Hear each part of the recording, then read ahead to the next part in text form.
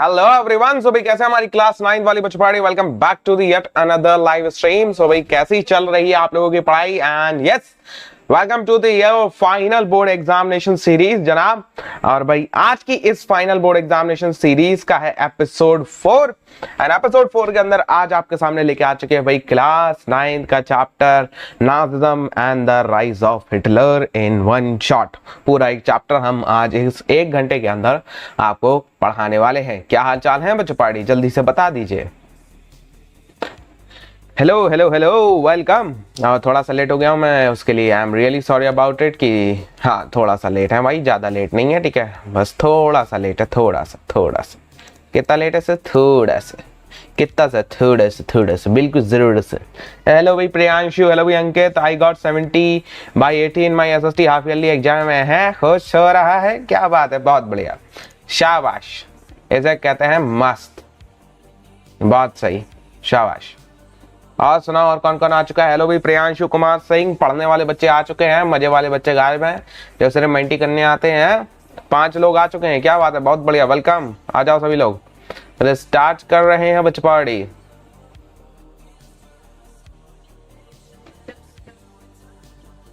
चलो भाई आ जाओ। और बाकी सारी चीजें जो होता है आपने, हाँ पिछले सारे के सारे चैप्टर्स देख लिए या नहीं देख लिए? जल्दी से बताओ यार।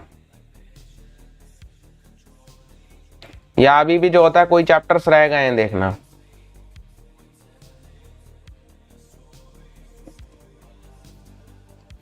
चलो जी फिलहाल स्टार्ट करते हैं, लेट्स गो।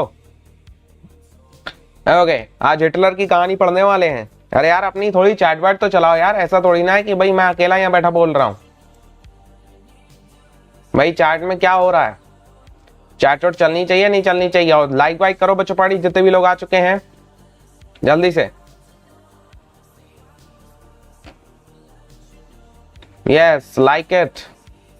चलिए let's go. Okay so we are going to start it. चलिए स्टार्ट करते हैं। और चैप्टर आज हम कंप्लीट करने वाले हैं। That chapter you know very well, that is rise of Nazism and the rise of Hitler. ये चैप्टर पढ़े हो पहले से? जल्दी से ये बता दो मेरे को, पहले से पढ़ा है ये चैप्टर या नहीं पढ़ा है? ओके ये चैप्टर पहले से कवर है आपका या नहीं है? कभी पढ़ा है इसके बारे में? नहीं। हियर वी आर, नहीं पढ़ा है, ठीक है। ओके चलो तो फिर इसको अच्छे से पढ़ाएंगे एंड पूरा चैप्टर अभी हम 1 घंटे में कंप्लीट करा देंगे। कोई ज्यादा बड़ा चैप्टर नहीं है, ठीक है। ओके चलो आज ये चैप्टर भी निपटना आने वाले हैं। Nazism and the rise of Hitler, ये वन शॉट सीरीज का P1 नहीं है। ये आज से जो होता है सारे के सारी चीजें आपकी वैसी ही होंगी, ठीक है। In the sense what? In the sense of आपका कैसे, मतलब इन द सेंस ऑफ आपका जो होता है सारी की सारी चीजें आपकी वन शॉट्स में ही जाएंगी, ठीक है। ओके चलो जी लेट्स गो विद इट। तो आज हम क्या कंप्लीट करने वाले हैं? आज हम कंप्लीट करने वाले हैं भाई Nazism and the rise of Hitler in one shot series है, तो इसको वन ही शॉट में करेंगे। चलिए ये P1 हटा देते हैं, ठीक है। We are going to do it in a one shot. कल इसके क्वेश्चंस कराऊंगा मैं। ओके हेलो भी प्री स्टडी व्लॉग्स, क्या हाल है? चलो भाई Nazism and the rise of Hitler नया चैप्टर पढ़ने जा रहे हो, जरा ध्यान रखना है इस चैप्टर के बारे में, क्या क्या चीजें मैं बता रहा हूँ और कैसे करके इस चैप्टर की स्टोरी चलेगी, ठीक है। देखो भैया इस चैप्टर की स्टोरी कहां से चालू होती है? देखो सबसे पहले जरा थोड़ी सी स्टोरी का मार्किंग कर लेते हैं, जिससे कि तुम्हारे एक दिमाग में कहानी बैठ जाए, फिर वही कहानी के ऊपर हम लोग आगे बढ़ेंगे इस चैप्टर के अंदर, ठीक है। कहानी बिठा लो सबसे पहले दिमाग के अंदर, फिर उसके बाद वही कहानी आगे पढ़ लेंगे। वही कोई परेशानी है भाई? कोई परेशानी नहीं है सर, वो कहानी बैठ जाएगी तभी वो कहानी आगे से हम लोग उसको वहीं से कंटिन्यू करेंगे और उसी कहानी को हमें बस डिटेल के अंदर पढ़ना है। दैट्स द थिंग हमें जो इस चैप्टर के अंदर पूरी की पूरी करनी है। देखो इस चैप्टर की जो कहानी है, द स्टार्टिंग है, वो है हमारी क्या कहते हैं भैया वर्ल्ड वॉर 1 से, ठीक है। वर्ल्ड वॉर 1 से, वर्ल्ड वॉर 1 में जो होता है वो जर्मनी था, ठीक है। जर्मनी एलाइड और एक्सेस पावर्स के बीच में इस तरीके से लगा था ना वर्ल्ड वॉर 1, ठीक है। तो जर्मन एम्पायर ने उसमें जो होता है पूरा का पूरा पार्टिसिपेशन लिया था। वर्ल्ड वॉर 1 के बाद में जो होता है जर्मनी की बहुत बुरी हालत हो गई। जर्मनी में जो होता है जर्मनी के ऊपर इतने ज्यादा लोन्स हो गए। फिर उसके बाद में आता है भैया ग्रेट इकोनॉमिक डिप्रेशन। ठीक है, ग्रेट इकोनॉमिक डिप्रेशन आता है, उसकी वजह से जर्मनी के ऊपर बहुत बुरा असर पड़ा। ठीक है, जितने भी लोग सुन रहे हो जरा ध्यान से सुनो, ये चैप्टर का पूरा एक फ्लो बता रहा हूं मैं।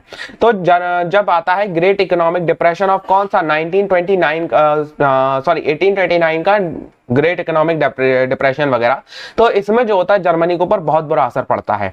और जो होता है इतना बुरा असर पड़ता है, तो उस टाइम का अगर मैं बताऊं तो भैया क्या कहते हैं, $1, ठीक है, $1 $1 उस टाइम पे जाके पहुंच जाता है कितना, 42 मिलियन जर्मन मार्क्स के बराबर। ठीक है, जर्मन के जो करेंसी उसे मार्क्स कहते हैं। तो इतना बुरा असर होता है जर्मनी के ऊपर। फिर उसके बाद में भैया राइज होता है, किसका राइज होता है, हिटलर का। हिटलर किस बात को लेकर राइज करता है, हिटलर भैया इस बात को लेकर राइज करता है कि भाई हम जो ये ग्रेट इकोनॉमिक डिप्रेशन से जो जर्मनी के ऊपर असर हुआ है ना, मैं ये असर खत्म कर दूंगा। ठीक है, ओह सर मेरे असर, क्या बात है, क्या बात है, that's great pre study blogs. चलो अब फाइनल के लिए आज हम जो होता है हिस्ट्री का तुम्हारा लास्ट चैप्टर पढ़ रहे हैं। ठीक है, हिस्ट्री का आज तुम्हारा लास्ट चैप्टर है Nazism and the rise of Hitler. फिर हमारा जो होता है वो ज्योग्राफी स्टार्ट हो जाएगा। ठीक है, कल से सॉरी कल हम इसके क्वेश्चंस करेंगे फुल हिस्ट्री के, देन हमारा ज्योग्राफी वगैरह स्टार्ट हो जाएगा। ठीक है, चलो हाँ, हिस्ट्री में तुम्हारा और कोई चैप्टर तो वो वाला एक चैप्टर तो आपका डिलीटेड है ना, आई थिंक सो, मेरे को कंफ्यूजन में ना डालो। ठीक है, एक चैप्टर तो तुम्हारा डिलीटेड है, यस, फॉरेस्ट सोसाइटी, और ये तुम्हारा नहीं आ रहा। ठीक है, चलो हेलो भाई, गुड इवनिंग वर्षा, रिया वर्मा, प्रियांशु। सर एक और चैप्टर है हिस्ट्री में, नहीं वो तुम्हारा पीरियोडिक टेस्ट के लिए है, वो फाइनल के लिए नहीं है। ठीक है, अगर आ रहा होगा तो मैं उसको बाद में ले लूंगा। ठीक है, डोंट वरी। हेलो भाई वर्षा, आप तो आपकी क्लास 8 PM पे है, कैसे घूमने के लिए? ओके सर, चलिए हेलो रिया वेलकम। तो हमारी कहानी कहां से चालू थी, हम देखो चैप्टर का ओवरऑल सबसे पहले फ्लो समझ रहे हैं, फिर हम चैप्टर के अंदर घुस जाएंगे, हमें चीजें समझ में आएंगी। हमारी कहानी चालू कहां से थी, वर्ल्ड वॉर 1 से, जहां पे जर्मन था। जर्मन ने ये लड़ाई लड़ी थी भैया वर्ल्ड वॉर 1 की, और उसके बाद में जो होता है जर्मन का बहुत बुरा हाल हो गया था, जर्मनी का।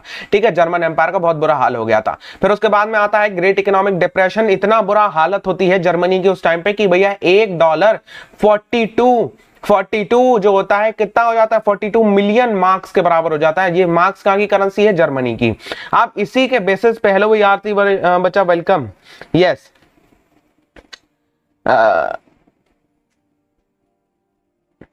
अब ये क्वेश्चन भाई आउट ऑफ सिलेबस है कि जो होता है इंडिया उस टाइम कहाँ होता, कैसे होता, तो किसको सपोर्ट करता, आउट ऑफ सिलेबस है। जब इंडिया इंडिपेंडेंट ही नहीं था तो सीधी सी बात है, ये क्वेश्चन भी तुम्हारा आउट ऑफ सिलेबस चला जाता है। ठीक है, अब भैया जो होता है क्या कहते हैं, उसके बाद की बात करी जाए तो उसके बाद की बात हिटलर राइज करते हैं। हिटलर भैया जो होता है हमारा इसी बात को सहारा लेते हैं कि ये जो ग्रेट इकोनॉमिक डिप्रेशन है ना, मैं इसको खत्म कर दूंगा।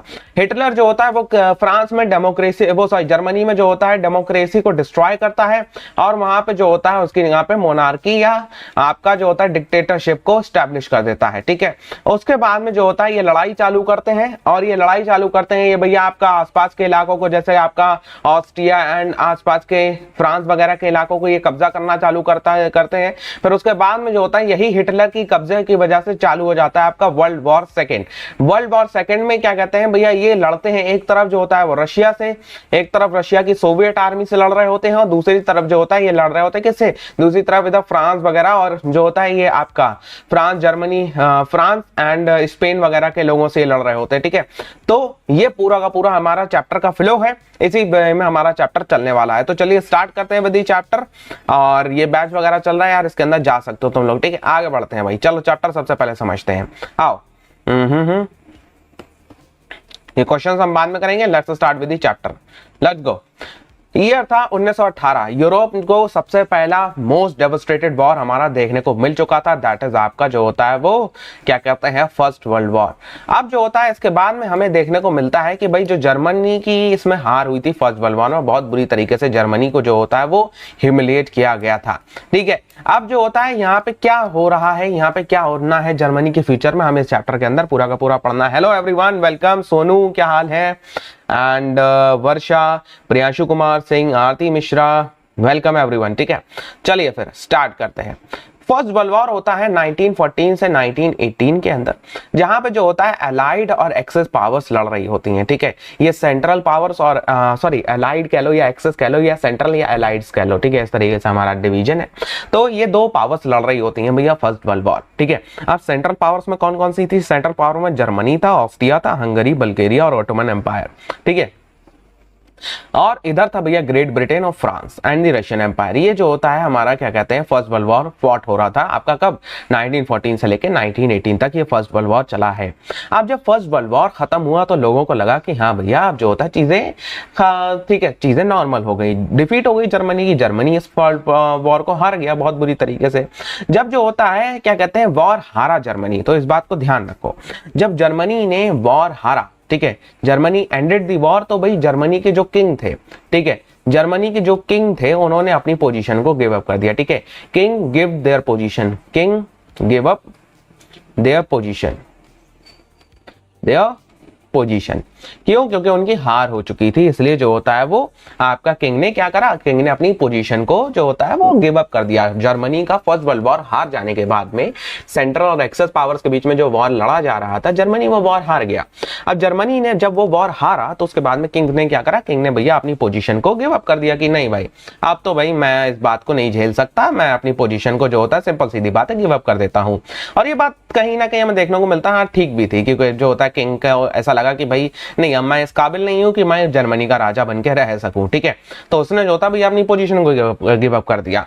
अब जो होता है जब ये सब हुआ तो जर्मनी के अंदर जो होता है एक जो आपके वही बात है ना, जैसे फ्रांस के अंदर लोग मौका देख रहे थे कि भाई कब मौका मिले लुईस 16 हटे ताकि हम जो होता है वो हमारी डेमोक्रेसी की चीजें चालू कर सकें। ऐसी जर्मनी के अंदर जितने लोग थे तो वो इस मौके की तलाश में थे, जो हमारे कौन, जो हमारे डेमोक्रेसी सपोर्टेड इंसान थे कि भैया जो डेमोक्रेसी को सपोर्ट करा करते थे वो भी इस मौके की तलाश में थे कि कब जो होता है किंग हटे और कब जो होता है हम अपनी डेमोक्रेसी का। सर आज एग्जाम था साइंस का, कैसा गया?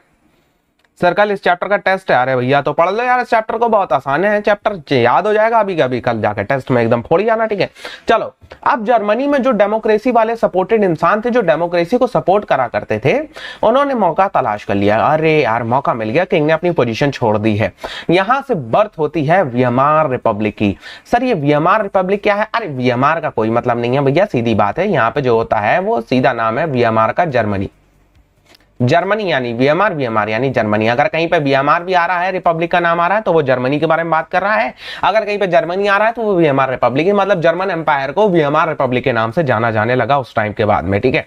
यस, अब जो होता है वीएमआर रिपब्लिक में एक नेशनल असेंबली एस्टैब्लिश होती है जो कि डेमोक्रेटिक कॉन्स्टिट्यूशन को जो होता है वो आपका बना रही होती है। देखो अगर हम कुछ इस तरीके से लिखना चाहें, एक क्वेश्चन आ सकता है कि भैया फर्स्ट वर्ल्ड वॉर के बाद हुआ क्या, ठीक है।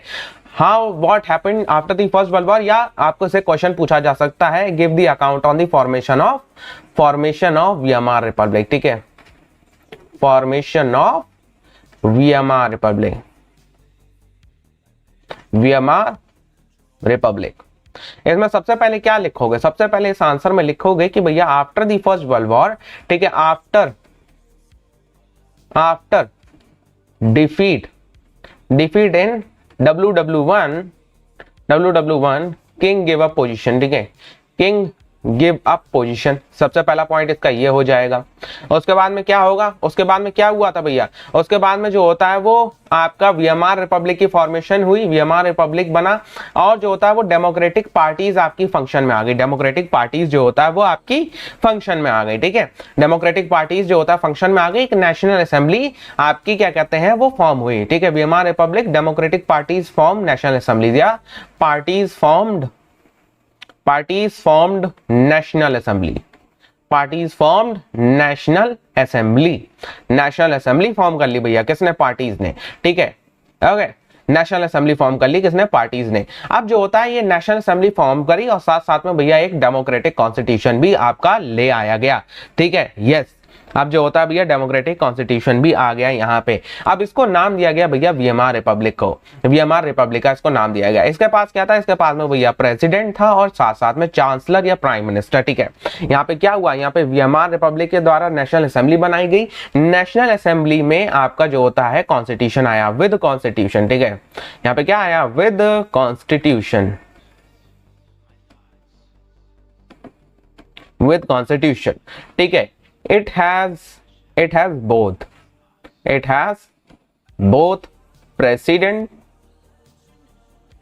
एंड चांसलर,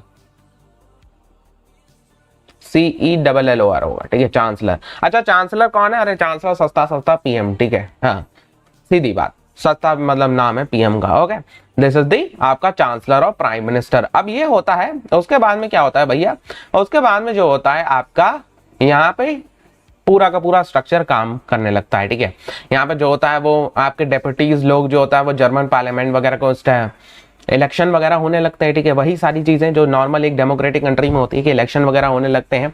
इधर भैया हमारा डेमोक्रेटिक कॉन्स्टिट्यूशन फुली फंक्शन में था, ठीक है। यूनिवर्सल एडल्ट फ्रेंचाइजिंग मिल जाती है, सबके पास में राइट टू वोट होता है। बहुत इंपॉर्टेंट पॉइंट है कि भैया इंक्लूडिंग वुमेन, ठीक है, वुमेन तक के पास में जो होता है वो राइट टू वोट था। ये बहुत इंपॉर्टेंट पॉइंट बन जाता है, ठीक है। जर्मनी का वो कॉन्स्टिट्यूशन अपने टाइम का one of the first of the constitution था जिसने क्या कहते हैं यूनिवर्सल एडल्ट फ्रेंचाइजी को पूरी तौर पे इम्प्लाई करा था, ठीक है। जिसने फर्स्ट टाइम पे जो होता है वो आपका क्या कहते हैं, हाँ जिसमें से जो होता है वो क्या कहते हैं फर्स्ट टाइम आपका जिसने फुली तौर पे आपका यूनिवर्सल एडल्ट फ्रेंचाइजी को इम्प्लाई करा था।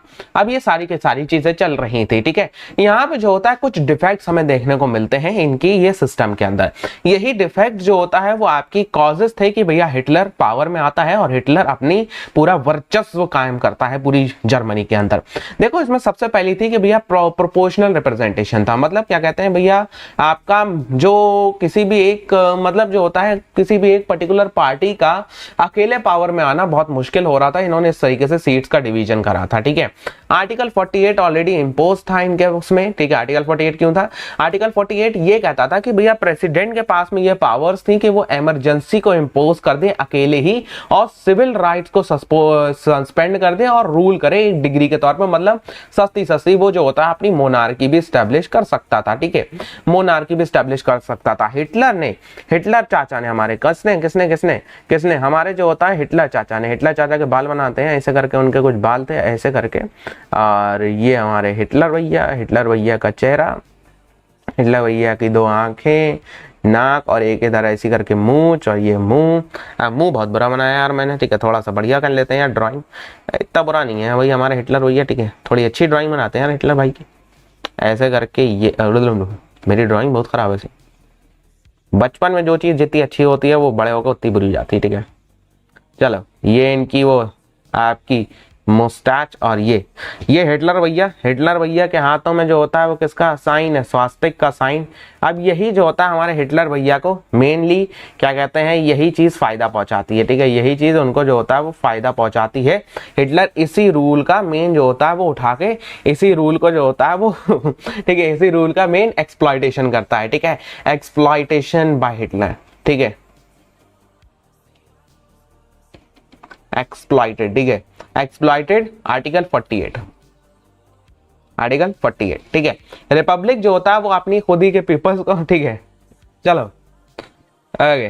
रिपब्लिक जो होता है वो अपने खुद ही के क्या कहते हैं, खुद ही के हाथों अपनी चीजों को पूरा कॉन्स्टिट्यूशन ने लिख रखा था कि हाँ भैया कैसे क्या होना है, ठीक है।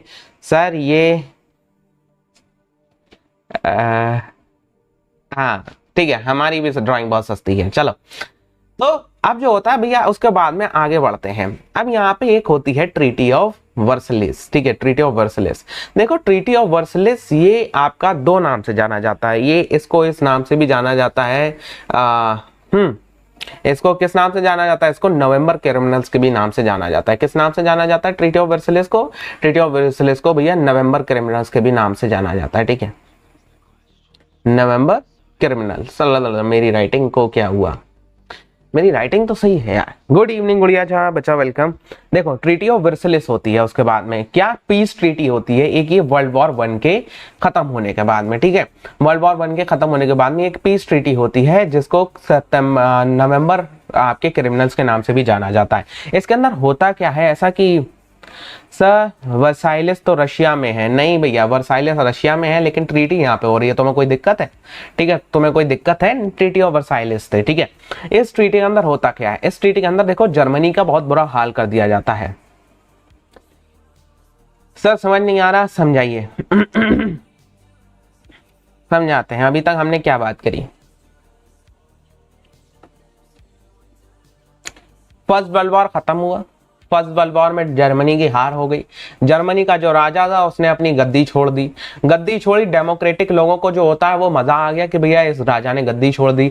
डेमोक्रेटिक लोग पावर में आए, उन्होंने वीएमआर रिपब्लिक का फॉर्मेशन कर दिया। वीएमआर रिपब्लिक क्या है? डेमोक्रेटिक, जर्मनी का डेमोक्रेटिक नाम वीएमआर रिपब्लिक था। अब जो होता है वर्ल्ड वॉर वन में किंग ने जब अपनी पोजीशन को छोड़ दिया तो वीएमआर रिपब्लिक पार्टीज ने अपनी नेशनल असेंबली बना ली, जिनका एक कॉन्स्टिट्यूशन हुआ करता था। इस कॉन्स्टिट्यूशन में प्रेसिडेंट भी थे, चांसलर भी थे, लेकिन इसमें प्रेसिडेंट के पास में एक आर्टिकल था जिसका नाम था आर्टिकल 28, ठीक है, A28, ओके, आर्टिकल 28। आर्टिकल 28 क्या कहता था कि प्रेसिडेंट अकेले ही प्रेसिडेंट पूरी की पूरी इमरजेंसी लगा सकता है और सारा का सारा रूल अपने हाथ में ले सकता है, फुली डिक्टेटर वाला काम कर सकता है। ये वीएमआर रिपब्लिक की बर्थ होती है। तो वीएमआर रिपब्लिक के कॉन्स्टिट्यूशन में क्या था? कॉन्स्टिट्यूशन में कुछ डिफेक्ट्स थे। ये डिफेक्ट्स में से आर्टिकल 48 को जो होता है वो मेनली आपका हिटलर क्या कहते हैं, सॉरी आर्टिकल 48, हाँ आर्टिकल 28 में भूल गया, सॉरी फॉर इट, ठीक है। आर्टिकल 48 को भी हिटलर जो होता है वो मेनली आपका एक्सप्लॉइट करता है। अब यहाँ पे होता क्या है, यहाँ पे जब वर्ल्ड वॉर खत्म होता है तो जर्मनी के ऊपर जो होता है एक ट्रीटी लगाई जाती है जिसे कहा जाता है ट्रीटी ऑफ वर्साइलेस, यानी कि भैया ट्रीटी ऑफ मतलब पीस ट्रीटी के नाम से जो होता है जर्मनी के ऊपर ये लगाई जाती है, ठीक है। हमने इतनी बात करी, ओके लेटेस्ट गेमर्स, अब इतना समझ में आया, इससे आगे की बात हो रही है। ट्रीटी ऑफ वर्साइलेस क्यों लगाई गई थी जर्मनी के ऊपर? क्योंकि भैया जर्मनी के ऊपर ये इल्जाम था कि वर्ल्ड वॉर वन जर्मनी की वजह से हुआ और जो होता है जर्मनी को हर्जाना भरना पड़ेगा, जो कि वर्ल्ड वॉर वन का था। क्या लगाया गया इसके ऊपर? इस ट्रीटी के अंदर क्या था कि भैया जर्मनी के सारे ओवरसीज जितनी कॉलोनीज थी जर्मनी की वो सब टेकन अप ले ली गई। इसमें से जो होता है 13% यूरोप की, 10% उसकी पॉपुलेशन गई, 75% उसका आयरन रिजर्व गया, 26% उसका कोल चला गया, ठीक है। अलाइड पावर्स ने जो होता है वो मिलिट्री को भी डीमिलिटराइज कर दिया जर्मनी को, जर्मनी का इतना बुरा हाल कर दिया और 6 बिलियन कॉम्पनसेशन, ठीक है, 6 बिलियन यूरोज की उसको कॉम्पनसेशन भरना पड़ी। अब ये सारी की सारी चीजें हुई कि भैया जर्मनी का सारा जितना भी ट्रेजर था वो चला गया, ठीक है, हाँ ठीक है, जर्मनी का जितना भी ट्रेजर था वो चला गया। बेटा जब आप चैट में बात करते रहोगे लेटेस्ट गेमर्स, ठीक है, सर सही से नहीं समझाया, समझ में नहीं आ रहा, फिर आप कह रहे हो हे वर्षा हाउ आर यू, ठीक है, क्या है, कैसा है, क्या नहीं है, तुम आपस में ही जब एक दूसरे से बातें करते रहोगे, यहाँ मैं कितना ही अच्छा पढ़ा लूं, ठीक है, फिर कहोगे सर वहां से नहीं, यहाँ से नहीं, वहां से समझ में आता। बेटा तुम वहां पे क्या समझोगे? तुम कहीं भी जाके ना पढ़ लो, अगर तुम चैट में फोकस ज्यादा करोगे, तुम पढ़ाई पे नहीं फोकस करते। एक तो जब मैं क्विज करा दूं तो भाई तुम सब फोकस में रहोगे, ठीक है। जब मैं पढ़ा रहा हूं तो मैं तुम बार बार सर ये नहीं समझ में आया, वो नहीं समझ में आया, तो भाई तुम कहानी के बीच में एक तो टपक रहे हो, तो ऊपर से जो होता है कि सर हम आपकी कहानी नहीं समझ में आ रही है, हाँ ये सही है, वो सही है, यहाँ जाना सही है, वहां जाना सही है। एक तो तुम लोगों का कंपैरिजन बहुत चलता है, ठीक है, हर एक को कि वो बेस्ट है, he is the God of SST, he is the God of dash dash dash dash, ठीक है। क्या कोई लॉजिक बातें हैं? तुम लोग अभी भी लॉजिकल बातें करते हो। इतना आसान चैप्टर मैं इसको बिल्कुल एक फ्लो में समझा रहा हूं। मैंने तुम्हारी स्टार्टिंग में ही फ्लो बना दिया कि भैया देखो वर्ल्ड वॉर वन हुआ था, वर्ल्ड वॉर वन में जर्मनी की डिफीट हुई, जर्मनी की डिफीट होने के बाद में भैया जर्मनी के ऊपर एक ट्रीटी लगाई जाती है जिसमें जो होता है ट्रीटी ऑफ वर्साइलेस, जिसका नाम है। ट्रीटी ऑफ वर्साइलेस में जर्मनी के ऊपर इतने बुरे बुरे रिस्ट्रिक्शंस लगाए जाते हैं, इतना बड़ा उसको हर्जाना भरना पड़ता है, इतना बड़ा उसको जो होता है वो क्या कहते हैं एक डेट के तौर पर उसके ऊपर एक दंड लगाया जाता है जर्मनी के ऊपर, ठीक है। हाँ जर्मनी को भी जो होता है, ओके कोई बात नहीं, होता है, जर्मनी को भी जो होता है वो इतना बड़ा हर्जाना भरना पड़ता है कि उसकी पूरी इकोनॉमी ही क्रैश कर जाती है। देखो क्या क्या करना पड़ रहा है, ये पॉइंट्स तुम्हारे एग्जाम में आने वाले हैं, 100% कह के दे रहा हूं, ठीक है। ये पॉइंट्स ना आए तो हम ऐसे मुझसे कहना, किसी का भी कल किस बच्चे का टेस्ट था जाके देख लेना, कल ये पॉइंट ट्रीटी ऑफ वर्साइलेस के डायरेक्ट रखे हुए होंगे, कितने नंबर में, 5 मार्क्स में पूछे जाएंगे। ना समझो डायरेक्ट ये पॉइंट्स लिखे हुए होंगे।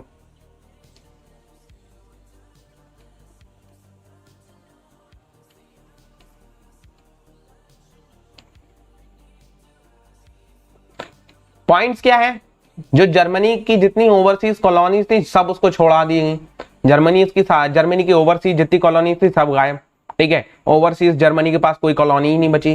13% उसका जो यूरोप का लैंड था वो गायब कर दिया गया, 10% उसकी पॉपुलेशन वो ले ली गई, ठीक है।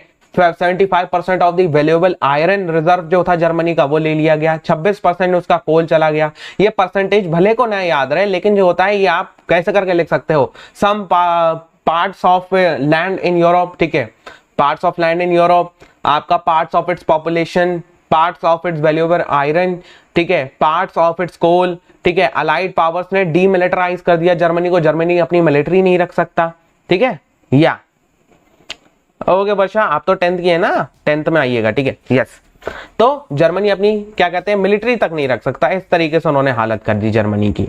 अब जर्मनी की जब इतनी बुरी हालत हुई ना, तो भैया ये जर्मन जो होता है पूरी की पूरी कहानी बदल देगा ये चीजें।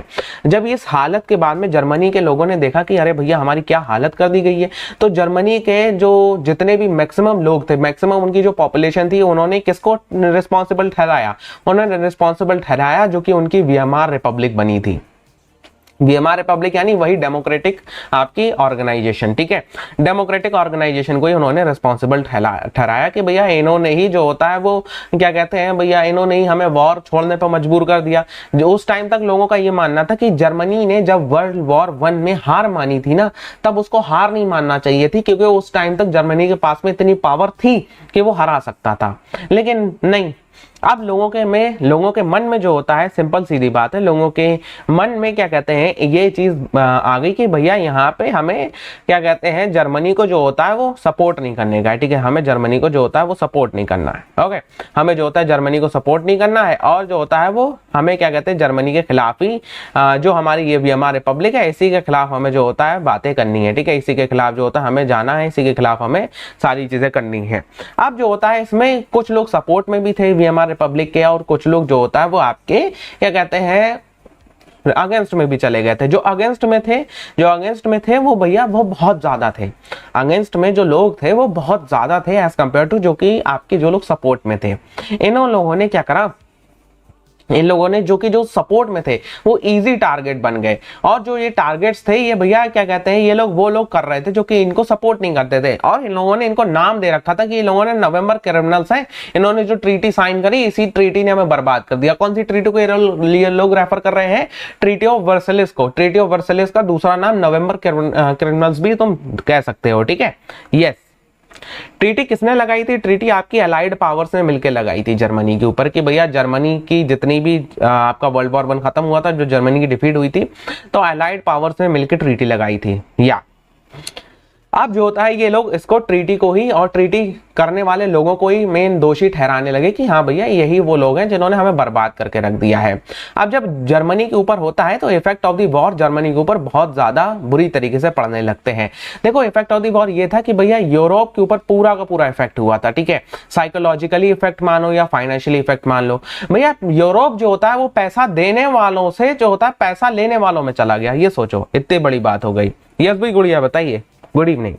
तो यूरोप पैसा देने वालों में से, ठीक है, यूरोप पहले कौन था, यूरोप पहले पैसा देने वालों में से था, ठीक है, यूरोप जो होता है वो पहले पैसा दिया करता था, पहले पैसा ये देता था दूसरे के दूसरे देशों को। अब ये जो होता है दूसरे देशों से पैसा लेने वाला बन गया। अब जो ये वीएमआर रिपब्लिक यानी जो डेमोक्रेटिक ऑर्गेनाइजेशन के जो सपोर्टर्स थे उनको क्रिटिसाइज किया जाने लगा और उनको अटैक किया जाने लगा, जो कि कंजर्वेटिव लोग थे उनके द्वारा। अब ये जो होता है ये सारी चीजें हो ही नहीं थी। अब यहाँ पे एक और चीज होती है जर्मनी के अंदर कि सोल्जर्स को आम लोगों से ऊपर रखा जाने लगा, कि भैया क्या कहते हैं सोल्जर्स जो होता है वो आम लोगों से ऊपर है। अब ये सब चीजें चली रही हैं जर्मनी के अंदर, एक प्रोपोगेंडा बनने लगता है कि भैया एक एग्रेसिव वॉर जो होता है वो छिड़ गया है। एक प्रोपोगेंडा बनाया जाता है कि भैया देखो जर्मनी अगर वर्ल्ड वॉर 1 से ऑप्ट आउट नहीं करता ना तो वो वहां पे जीत जाता। ये प्रोपोगेंडा पूरा का पूरा बनाया जाता है। अब ये सारी की सारी चीजें चली रही होती हैं, पॉलिटिकल पूरा का पूरा रेडिकलिज्म आ जाता है, पॉलिटिकल और इकोनॉमिक क्राइसिस साथ साथ में आते हैं। देखो भैया ये सब हम बात करते हैं कि जैसे कि बोल्शेविक पार्टी का हुआ नहीं था रशिया में, और वैसे ही यहाँ पे क्या कहते हैं आपका यही चीज सेम आती है जर्मनी के अंदर। वीएमआर रिपब्लिक को क्रश कर दिया जाता है, जो कि वॉर वेटेरियंस हैं, उन्होंने जो होता है वॉर के जितने लोग थे मतलब वही आर्मी वाले लोग, उन्होंने क्या कहते हैं जर्मनी की वीएमआर रिपब्लिक को बुरी तरीके से जो होता है वो क्रैश कर दिया, ठीक है। 1923 में जर्मनी ने रिफ्यूज करता है कि वो वॉर कंपेंसेशन नहीं देगा फ्रांस को, जो फ्रांस ने मांगी है, यानी 6 बिलियन यूरोस, ठीक है, वो उसको नहीं देगा। तो फ्रांस उसका लैंड एरिया रोहोर करके जो लैंड एरिया है उसको ऑक्यूपाई करता है, ठीक है। अब ये फ्रांस इस एरिया को ऑक्यूपाई कर लेता है, ठीक है। ये इंपॉर्टेंट पॉइंट है ये वाला, अगर तुम याद रखने के लिए करो, ठीक है, ये वाला पॉइंट इंपॉर्टेंट है। जर्मनी क्या कहते हैं, जर्मनी जो होता है 1923 में रिफ्यूज कर देता है वॉर कंपनसेशन को देना। इसकी वजह से फ्रांस जो होता है उसका लैंड एरिया, जिसे हम रोहोर का लैंड एरिया कहते हैं, उसे जो होता है वो ऑक्यूपाई कर लेता है। इस एरिया को जब फ्रांस ऑक्यूपाई कर लेता है, क्योंकि यहाँ पे जर्मनी की एक बहुत ज्यादा इकोनॉमिक कैपिटल थी रोहोर की में, ठीक है। अब जब ये ऑक्यूपाई हो जाता है तो जर्मनी जो होता है फिर क्या करता है, जर्मनी पेपर करेंसी प्रिंट करना चालू कर देता है रेकलेसली, मतलब उनका कोई अमाउंट ही नहीं है, 10 करोड़ 20 करोड़ 30 करोड़ 40 करोड़ प्रिंट करते ही जा रहे हैं। एक भिखारी भी अपनी जेबों में इतनी इतनी मोटी गड्डियां नोटों के लिए टहल रहा है, इतनी करेंसी उन्होंने प्रिंट कर दी। कितनी करेंसी प्रिंट करने की वजह से क्या हुआ, वहां पे होता है हाइपर इन्फ्लेशन। अब ये हाइपर इन्फ्लेशन क्या होता है, हाइपर इन्फ्लेशन ये होता है कि मान लो आज आपकी मम्मी गई कहाँ, आज आपकी मम्मी गई मार्केट और वहां पे आलू का दाम पूछा, ठीक है, आलू कितने रुपए है। हाइपर इन्फ्लेशन अगर होता है किसी भी कंट्री के अंदर तो देखो, आज दुकानदार ने बताया नहीं आलू जो होता है मैडम, आलू जो होता है वो मान लो क्या कहते हैं 50 रुपीज पर केजी है, ठीक है, 50 रुपीज पर केजी है। अब हाइपर इन्फ्लेशन हुआ, हाइपर इन्फ्लेशन होने की वजह से जब आपकी मम्मी कल जाएंगी मार्केट तो वो आलू का दाम कितना बताएगा, आलू का दाम वो बताएगा 500 रुपए किलो। ठीक है, 500 रुपीज केजी आलू का दाम। एक दिन में 1 डे में इतना दाम जब बढ़ जाए किसी भी चीज का तो उसे कहते हैं हम लोग हाइपर इन्फ्लेशन। तुम लोगों का एक सवाल होता है ना कि गवर्नमेंट अंधा पैसा क्यों नहीं छापती, गवर्नमेंट के पास तो छापने की मशीन है, गवर्नमेंट पैसा क्यों नहीं छाप देती, इसलिए नहीं छापती कि कोई ग्लोबली वो फिर क्राइसिस का कारण बन जाएगा। क्योंकि फिर आम चीज भी जैसे आलू 50 रुपए किलो मिल रहा है, अगर गवर्नमेंट बहुत ज्यादा पैसा छाप दे तो फिर उस चीज की प्राइसेस बढ़ जाएंगी, वो 500 रुपए से लेके 5000 रुपए किलो तक भी मिल सकते हैं, ठीक है, 5000 रुपए केजी तक आलू का दाम जा सकता है। तो ये होता है हाइपर इन्फ्लेशन। जर्मनी के अंदर यही होता है। जर्मनी की जब गवर्नमेंट ने क्या कहते हैं रेकलेसली आपकी पेपर करेंसी को प्रिंट करना चालू करते हैं तो मार्क की वैल्यू कोलैप्स कर जाती है और गुड्स की जो होता है वो प्राइसेस इतनी ज्यादा बढ़ जाती हैं एक दिन के अंदर। मान लो आज के दिन में जाओ, आज के दिन में जो होता है वो पार्ले जी, ठीक है, आज तुम जाते हो लेने, पार्ले जी कितने रुपए का मिलता है भैया, 2 रुपए का 5 रुपए का, ठीक है। कल तुम वही पार्ले जी लेने जाते हो भैया, गवर्नमेंट ने मालूम दिया 10,000 करोड़ रुपए की करेंसी छाप दी।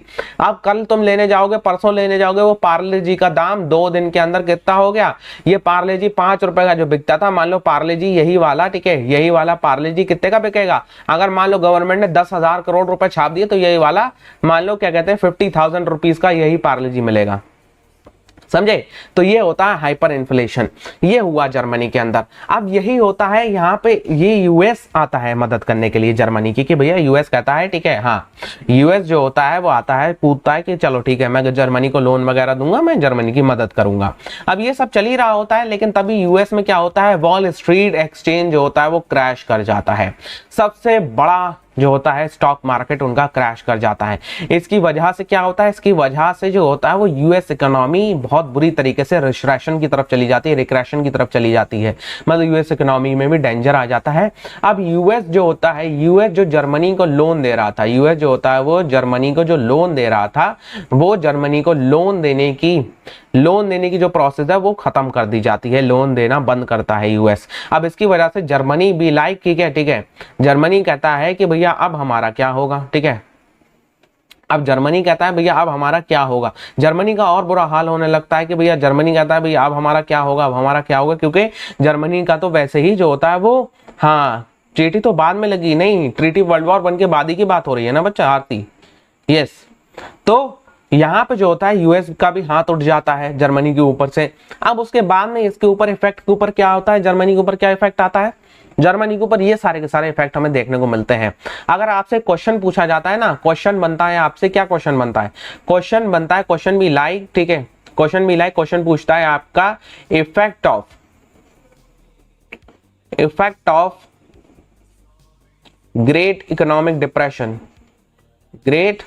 इकोनॉमिक डिप्रेशन ऑन जर्मनी, तो तुम ये 5 पॉइंट उठा के लिख दोगे, सीधी बात, ठीक है, बिना झिझके बिना कुछ करे तुम डायरेक्ट सीधे के सीधे ये 5 पॉइंट उठा के लिखोगे कि ग्रेट इकोनॉमिक डिप्रेशन का जर्मनी के ऊपर क्या असर होता है। जर्मनी जो शॉर्ट टर्म लोन्स ले रहा था वो रुक जाते हैं, इंडस्ट्रियल प्रोडक्शन एकदम से बंद हो जाता है, रिड्यूस हो जाता है, जितने वर्कर्स थे वो अपनी जॉब्स खो देते हैं, यूथ क्रिमिनल एक्टिविटीज की तरफ जाने लगता है, ठीक है, ये सबसे इंपॉर्टेंट पॉइंट है। स्मॉल बिजनेसमैन थे, वो जो होता है वो इतना बुरी तरीके से सफर करते हैं, वो भी नॉर्मल क्लास में आ जाते हैं। हेलो भाई कृष्णा।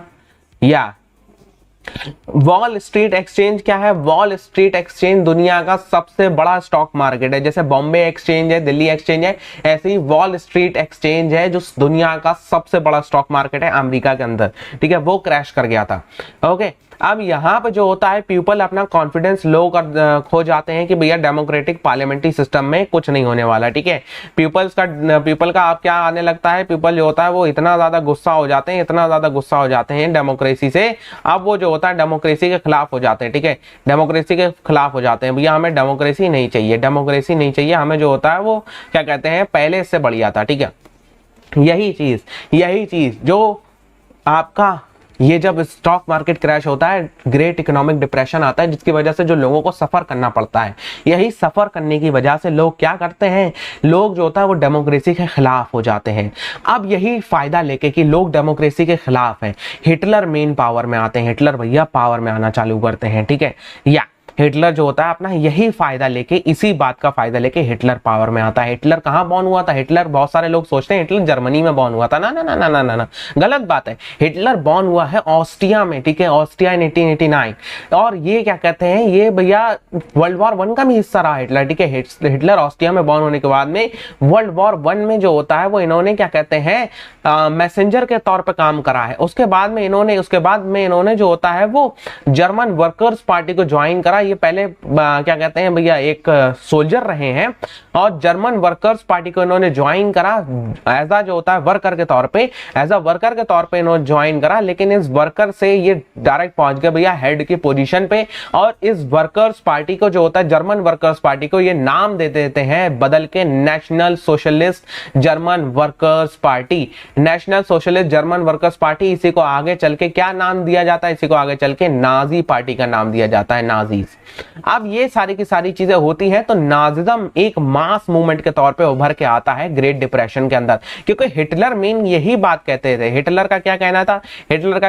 हिटलर का यही कहना था कि भैया हम जो होता है तुम्हें इन सफरिंग से वी विल एंड दिस, ठीक है, वी विल एंड दिस, हम जो होता है इसको खत्म करेंगे। ये जो तुम्हारा आपका सफरेशन चल रहा है, ये जो तुम लोग इतना ज्यादा सफर कर रहे हो, हम इसको एंड कर देंगे। 1932 तक आते आते ये लार्जेस्ट पार्टी बन जाती है जिसके पास में 37% वोट होते हैं 1932 का तक आते आते। अब यहां से हिटलर मेन राइज करता है। 1933 में हिटलर ने मेन क्या करा था, 1933 में जो होता है वो इनेबलिंग एक्ट लाता है। ये इनेबलिंग एक्ट वही आर्टिकल 48 को मॉडिफाई कर दिया गया था हिटलर के द्वारा, ठीक है। हाँ, हिटलर के द्वारा जो होता है वो आर्टिकल 48 को मेन मॉडिफाई कर दिया गया था 3 मार्च 1993 को। 3 मार्च 1993 को हिटलर ने डिक्टेटरशिप लॉन्च कर दी जर्मनी के अंदर और फाइनली डेमोक्रेसी को डिस्ट्रॉय कर दिया। डेमोक्रेसी को डिस्ट्रॉय करके हिटलर ने 1933 में डेमोक्रेसी डिस्ट्रॉय करी और डिक्टेटरशिप एस्टैब्लिश कर दी और पूरा का पूरा हेड बन गया पूरे जर्मन नेशन का।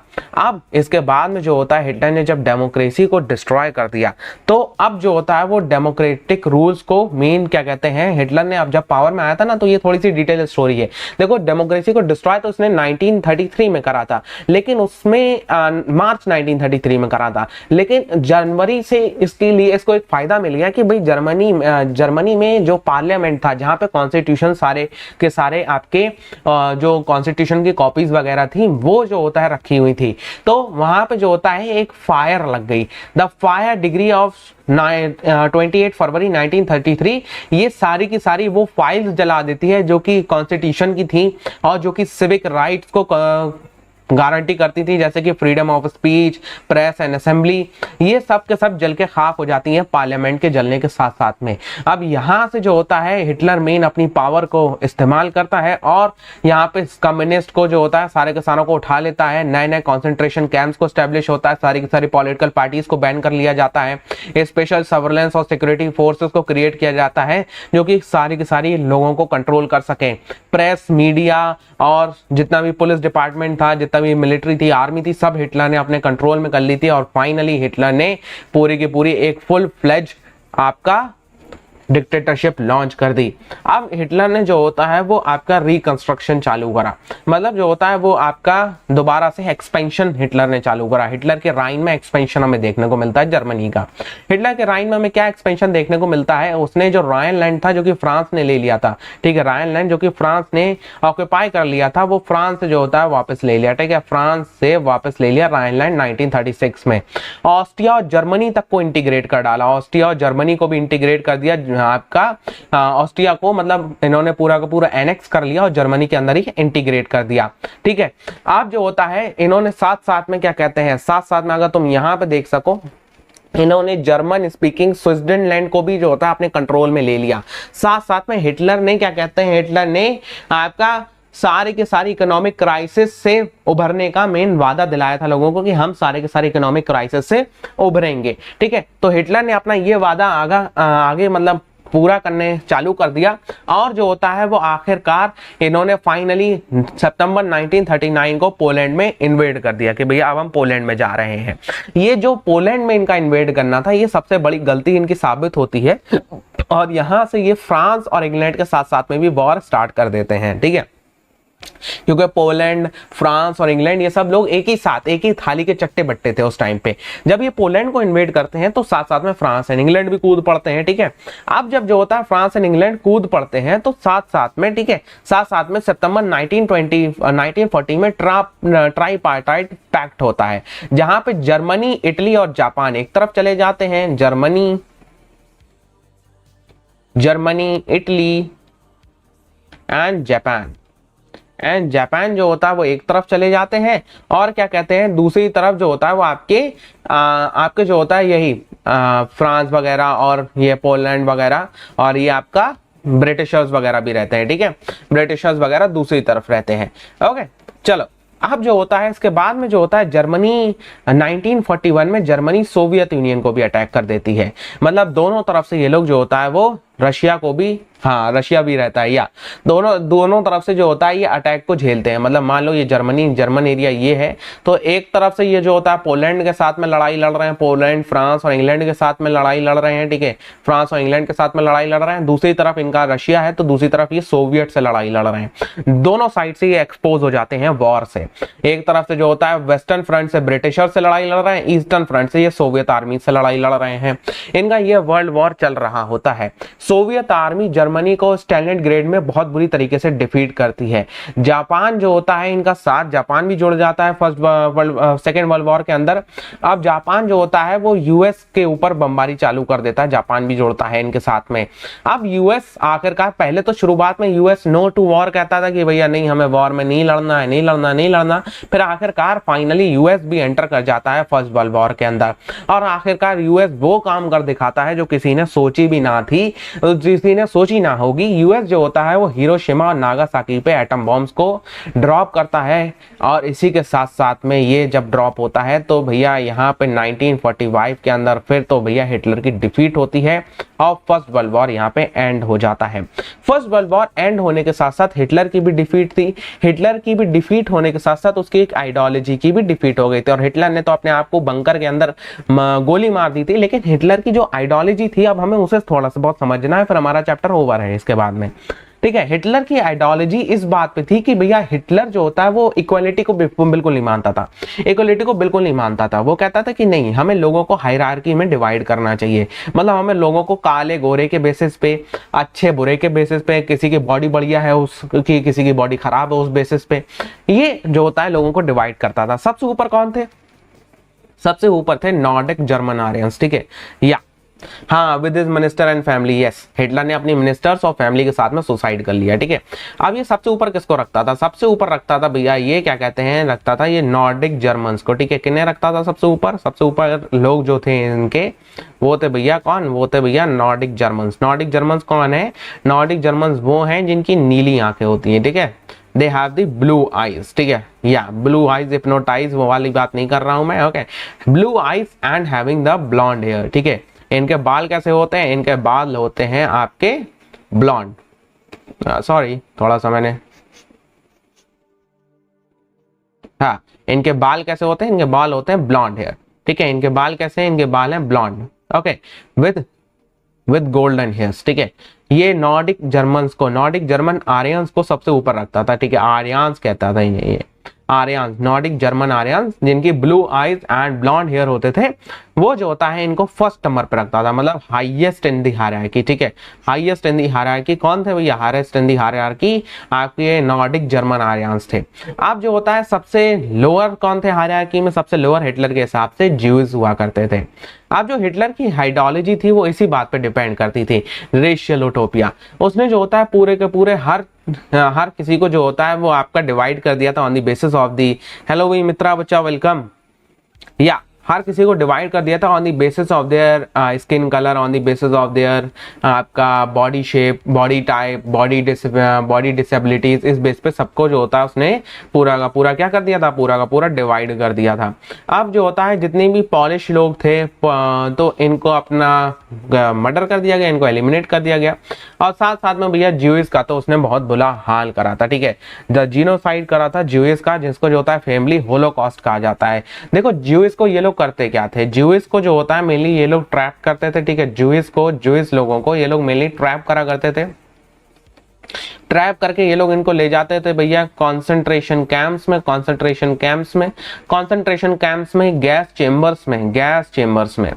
गैस चेम्बर्स में ये लोग क्या करते थे? गैस चेम्बर्स में, ठीक है, इनकार्नेशन कर देते थे।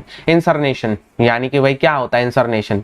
मतलब बॉडी को एकदम 1800 डिग्री पे डाल देना, 1800 डिग्री सेल्सियस पे या 1800 डिग्री फ़ारेनहाइट पे इस पे डाल देना, ठीक है।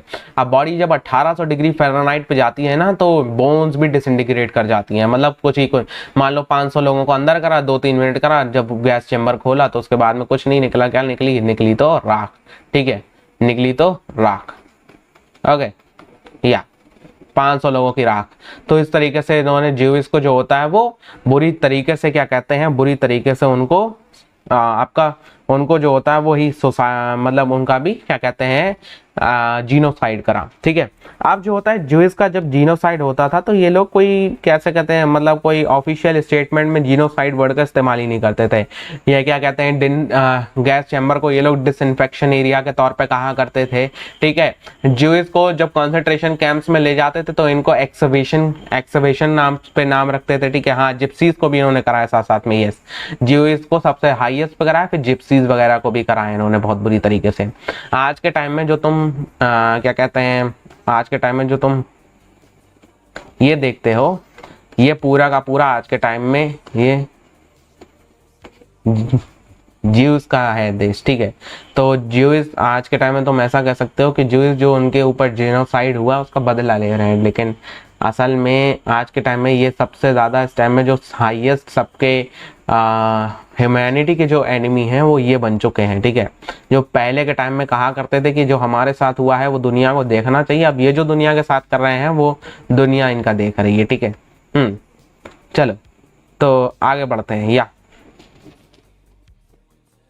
अब जो होता है भैया नाजी जर्मनी में सिस्टमेटिक एलिमिनेशन होता है ज्यूइश का, ठीक है। बहुत बुरी हालत हो जाती है इनकी, ठीक है। अब इसके बाद में जो होता है वो हाँ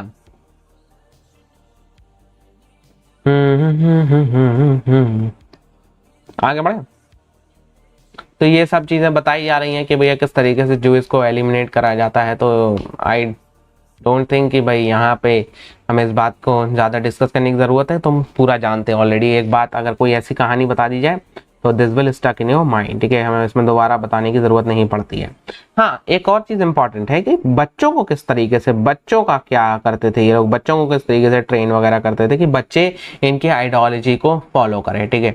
बच्चों को इस तरीके से जो होता है ये ट्रेन करा करते थे। सबसे पहले सारे के सारे स्कूल को क्लीनाइज कराया गया, ठीक है। क्लीनाइज का मतलब जो होता है ज्यूज टीचर्स को वहां से हटा दिया गया, ठीक है। ज्यूज जो कि फिजिकली हैंडीकैप्ड हुआ करते थे, जिप्सीज को भी बाहर फेंक दिया गया स्कूल से, और उनको जो होता है लेटर गैस चैम्बर्स में सेंड करके उनकी हड्डियों का सूरमा बना दिया।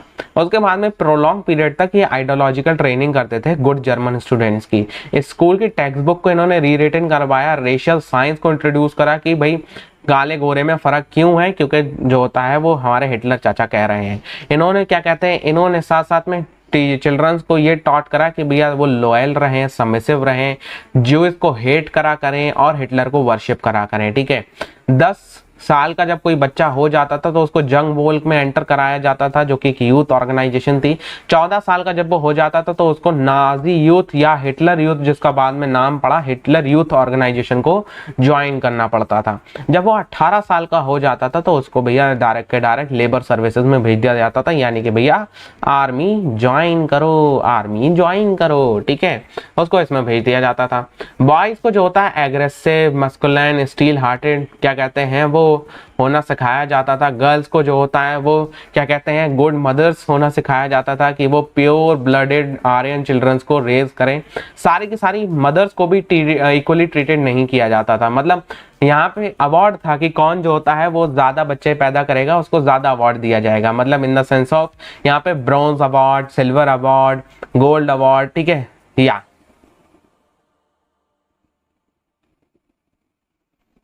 हेलमेट की कहानी इंपॉर्टेंट नहीं है, ठीक है। हाँ, जो कि अब यहाँ पे वुमेन को जो कि क्या कहते हैं अनडिजायरेबल चिल्ड्रंस को प्रोड्यूस करती थी उनको पनिश किया जाता था, जो डिजायरेबल चिल्ड्रंस को प्रोड्यूस करती थी उनको अवार्ड दिया जाता था, उनको gold award, silver award, bronze award. 4 बच्चे हैं तो जो होता है ब्रॉन्ज अवार्ड, ठीक है, 6 हैं तो सिल्वर अवार्ड, 8 से ऊपर हैं तो गोल्ड अवार्ड, ठीक है। इस तरीके से उनको अच्छे से ट्रीटमेंट वगैरह करना, ये सारी चीजें चलती थी। तो okay, so this is the ideological. Yes भाई बताइए वर्षा, एनी डाउट?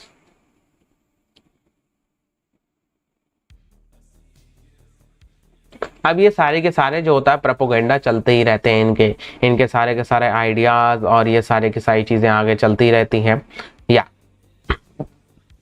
अब कुछ लोग इन्फ्लुएंस हो जाते हैं आइडिया ऑफ द नाजीज में, लेकिन बहुत सारे लोग जो होता है अभी भी इसके बातों में नहीं आते हैं, ठीक है। इसकी बातों में अभी भी बहुत सारे लोग नहीं आते हैं। वॉर एंड होता है और ज्यूइश जो होता है वो अपने बारे में पूरी दुनिया को बताना चाहते हैं कि वो किस तरीके से जो होता है वो उनके हालात रहे। ऐसे जो होता है वो होलोकॉस्ट उन लोगों ने अपने बनाए, जिसके अंदर उनकी डायरीज वगैरह हैं। क्लास 10th में तुम जो पढ़ती हो diary of Anne Frank, diary of Anne Frank, ये नॉवेल थी पहले तो हमारी डायरी ऑफ एनी फ्रैंक, लेकिन अभी हटा दी गई, ठीक है, हटा दी गई, लेकिन अब ये डायरी है, ये वही जूइश गर्ल की डायरी है, ठीक है। या तो this is all about our chapter.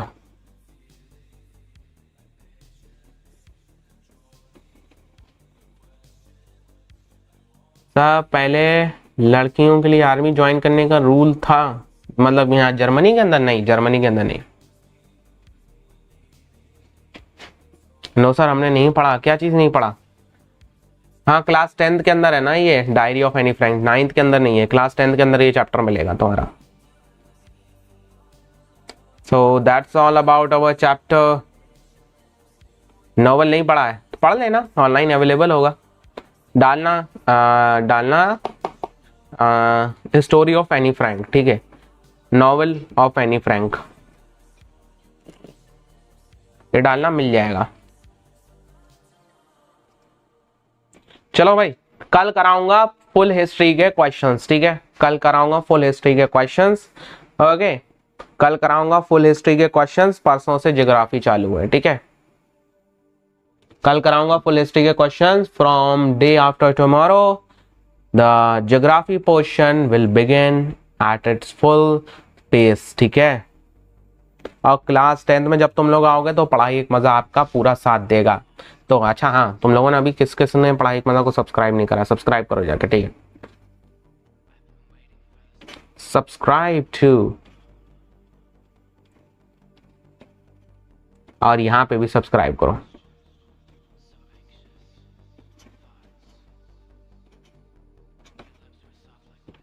Okay, जिससे कि देखो अब मैं तो अभी यहाँ पे कुछ नहीं कर सकता, ठीक है, प्रमोशन कर रहे हो नहीं, तुम्हारा डबल फायदा चाह रहा हूँ मैं, इसलिए क्योंकि अगर यहाँ से कुछ होता है, अगर तुम्हारा यहाँ पे कुछ ऑफ वगैरह हो जाता है तो हमारा क्या कहते हैं वहाँ पे चीज़ें आगे चलती रहेंगी। जब तुम क्लास 10th में आओगे तो वहाँ पे नोट्स मिलेंगे, नोट्स अभी भी हैं और अगली साल और बेहतरीन नोट्स मिलेंगे जब तुम क्लास 10th में आओगे, ठीक है। Yes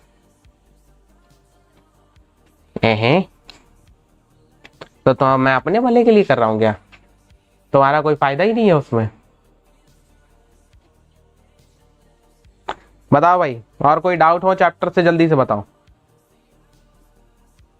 if you have any doubts please tell. क्या बात है शुभम कुमार, थैंक यू। फिर कल तुम्हें मिलेंगे क्वेश्चंस के साथ में। अच्छा, क्वेश्चंस एमसीक्यूज वाले चाहते हो या सब्जेक्टिव वाले, ये भी बता दो।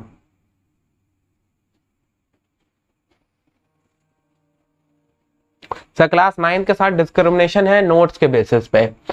देखो मेरे पास मैक्सिमम ऑडियंस नहीं है क्लास 9 की, आप 10-20 बच्चे हो, बाकी जितना भी है मेरे पास क्लास 10 की ऑडियंस है। If I have the audience of class 9, अगर मेरे पास 1000-1500 ऑडियंस होती क्लास 9 की, I will definitely make a notes and give you too, ठीक है। लेकिन अभी उस लेवल की ऑडियंस नहीं है जिस लेवल पे मैं आपको नोट्स प्रोवाइड करूँ। हो सकता है क्लास 9 को नेक्स्ट ईयर से मैं टेकअप करूँ, तो I will see that, but इस साल तो भाई बिना नोट्स के मेरी इसी वन शॉट से ही काम चलाना पड़ेगा। Sir what is Nazism and the rise of Hitler?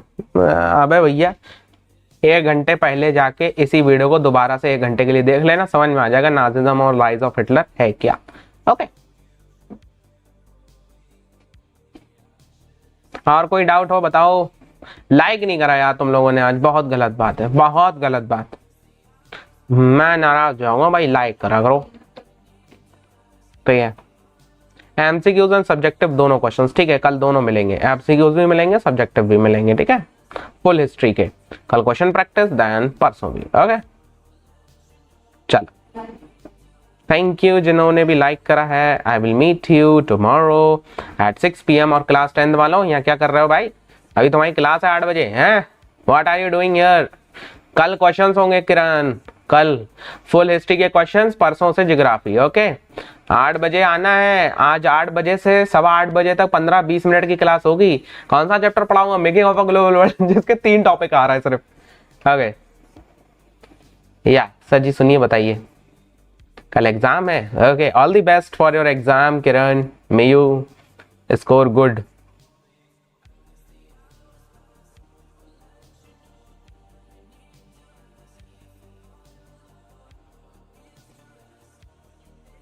8 बजे मिलेंगे, हाँ ये बोलो 8 बजे मिलेंगे, ठीक है। तो सारे लोग 8 बजे आना भाई, अभी क्लास हमारी 8 PM पे। और आज तो क्लास 10 की दो क्लास हैं, हाँ आज क्लास 10 की 2 क्लासेस हैं। We will be meeting you at 8 PM and also at 9 PM, ठीक है।